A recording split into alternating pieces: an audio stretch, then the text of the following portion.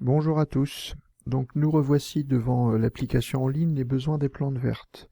Avant les vacances, nous avions regardé les différents éléments qui sont disponibles dans la partie haute de l'application. Maintenant, nous allons nous intéresser à la partie basse. Il y a deux parties, une partie gauche et une partie de droite qui vont nous permettre de faire deux tests en même temps et on pourra donc faire une comparaison des deux documents. Donc dans l'hypothèse que j'ai choisie, vous avez vu dans le document que je vous ai envoyé en version en ligne, j'ai choisi de tester la présence de l'eau comme condition nécessaire à la croissance des végétaux. Donc je vais placer à gauche la plante dans les meilleures conditions possibles, c'est-à-dire quasiment celles qu'elle trouve dans la nature. Je vais donc lui fournir de la lumière avec la lampe, la placer à une température ici 15 degrés Celsius tout à fait raisonnable, lui laisser l'accès au dioxyde de carbone, je ne mets donc ni la cloche ni l'absorbeur de dioxyde de carbone, et lui fournir de l'eau du robinet pour qu'elle puisse pousser dans les meilleures conditions possibles. Je prends donc la seringue, j'appuie sur le piston comme ceci, je ramène la seringue au-dessus du pot et j'arrose ma plante. J'ai donc placé à gauche ma plante dans les meilleures conditions possibles. Je vais maintenant placer à droite une plante équivalente dans des conditions équivalentes, sauf que je ne vais pas lui fournir d'eau puisque c'est mon hypothèse.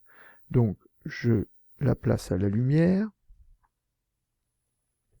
à une température de 15 degrés Celsius, et je ne lui fournis pas d'eau. D'accord? Donc la différence, il n'y en a qu'une entre les deux, c'est que celle-ci à gauche a été arrosée, alors que celle de droite n'a pas été arrosée. Si à la fin du test, il y a une différence entre les deux, cette différence sera due à l'absence d'eau dans le deuxième test. Vous voyez ici que l'application nous indique que nous sommes le lundi 26 avril 2021. Lorsque je vais cliquer sur la flèche « Résultats » ici, l'application va faire défiler le temps jusqu'au jeudi 6 mai et nous verrons quel est l'aspect de la plante dans ce premier pot et de la plante dans ce deuxième pot. C'est parti.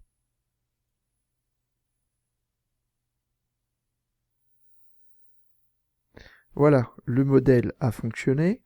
Il a donc indiqué quels étaient les résultats des deux tests. Dans la partie de gauche où j'ai fourni les meilleures conditions possibles, c'est-à-dire tous les éléments nécessaires à la croissance des végétaux, ma plante s'est développée, alors que dans la partie de droite où je n'ai pas mis d'eau, la plante est morte, comme vous pouvez le constater ici. L'un des intérêts d'un modèle numérique, bien sûr, c'est que je peux recommencer plusieurs fois la même expérience. Il me suffit de cliquer ici, et me revoici dans la même situation que tout à l'heure. Nous sommes revenus au lundi 26 avril. Je peux replacer les plantes dans les mêmes conditions ou dans d'autres pour tester la même hypothèse ou une autre hypothèse. C'est ce que je vais vous demander de faire ensuite. Dans tous les cas, à chaque fois que vous avez fini de tester une hypothèse, notez bien les résultats de la partie de gauche et de la partie de droite. C'est ce que je vais vous demander de faire dans la suite du document.